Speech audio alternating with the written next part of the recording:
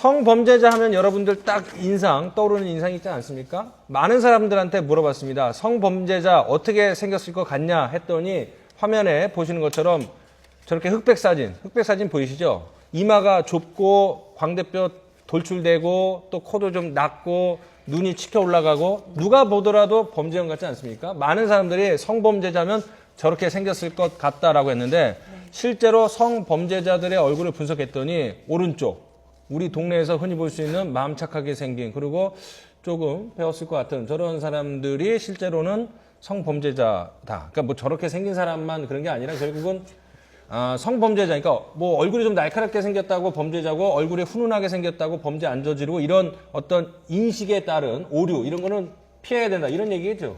이 범죄는 얼굴에 쓰여 있다고 합니다. 근데 성범죄자만큼은 얼굴에 쓰여 있지 않습니다. 강력범이나 이런 거는 그렇죠. 얼굴에 쓰여 있습니까? 자라나온 환경이라든가 이런 걸 보면은 이 범죄 형상이 이제 얼굴에 많이 그래서 뭐 생태적 범죄자 뭐 형 나오는데요. 그러면 박 변호사님 말씀이면 저 왼쪽은 성범죄자는 아닐 수 있으나 강력범죄일 수도 있겠네요. 그렇죠. 전형적인 조직폭력배 형상인데 실은 제가 볼 때는 이런 사람은 성범죄자 아닙니다. 그러니까 실은 여자분들이 조심해야 할 사람이 누구냐? 이런 범죄자입니다. 그러니까 화면 오른쪽이요. 그렇죠.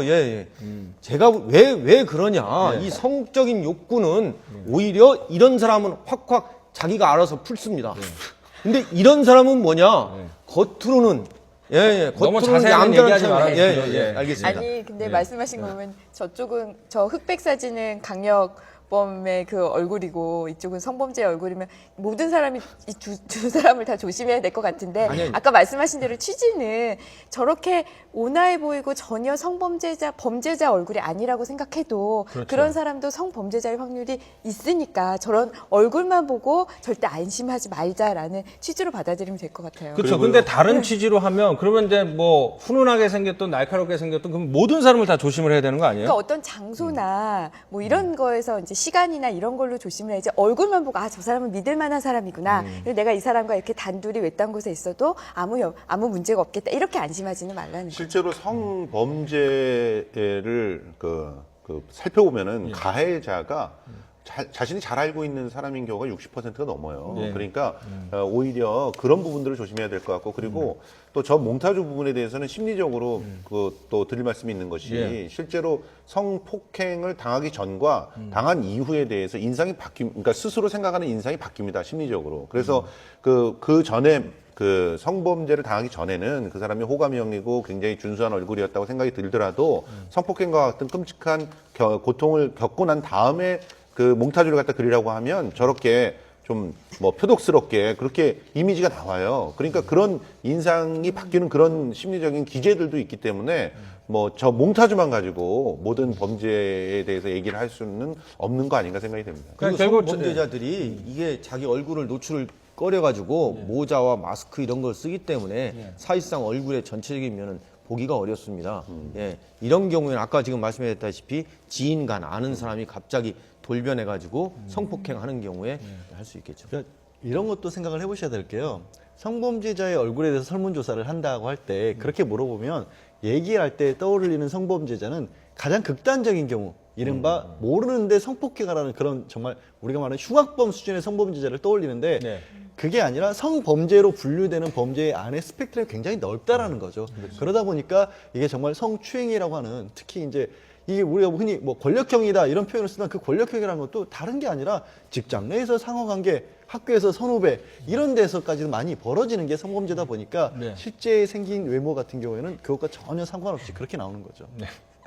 좀 약간 화면의 구성이 좀 묘합니다, 지금.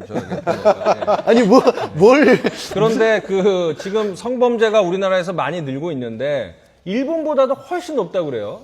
왜 그렇죠? 우리가 그만큼 신고를 많이 해서 그러는 건가요? 아니면 실제로 어떤 성의식의 붕괴 때문에 그런가? 어떻게 되는 거죠? 저는 성범죄 욕구는 누구나 가질 수 있다고 생각합니다. 때로는 술 먹고, 때로는 어떤 환경에 의해 살 수 있거든요. 문제는 성범죄자를 재범률을 낮춰야 되는 게 중요하다고 생각합니다. 근데 우리나라 이 재범률을 낮추는 게 뭐겠습니까? 결국 형벌을 좀 엄하게 하고 예. 그다음에 교도소에 들어가서 나중에 출소할 때 이 사람이 재범을 저지르지 않도록 감시와 관찰을 해야 되는 건데요. 이게 제대로 이루어지지 않고 있거든요. 전자발찌도 착용만 하면 뭐합니까? 전자발찌가 오히려 부담스럽다고 그래가지고 전자발찌 끊고 달아나서 범죄를 하거든요. 그리고 성범죄자에 대해서 국가적으로 감시와 관찰할 수 있는 그 기능이 없는 겁니다. 성범죄자, 뭐 상습 성범죄자 신상공개제도 했는데 지금 주변에 사는 사람들이 신상공개 압니까? 얼굴 압니까? 그냥 우편으로 보내주는데 모르는 거거든요. 지금 학교에 가가지고 너희 주변에 살고 있는 상습 성범죄자 얼굴 아느냐 하면 모르는 겁니다. 네. 이게 가장 큰 문제거든요. 그래서 저는 성범죄는 성범죄 재범률을 낮춰야 한다. 지금 성범죄 재범률이 40% 이상 높습니다.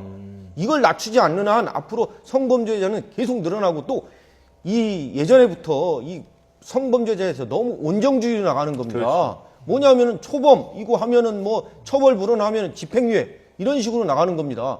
그리고 심지어 불구속을 해요. 불구속하니까 재판받는 기간 동안에 또 재범을 하는 겁니다. 보복도 하고 그러죠. 그렇죠. 예. 예. 이걸 바뀌어야 됩니다.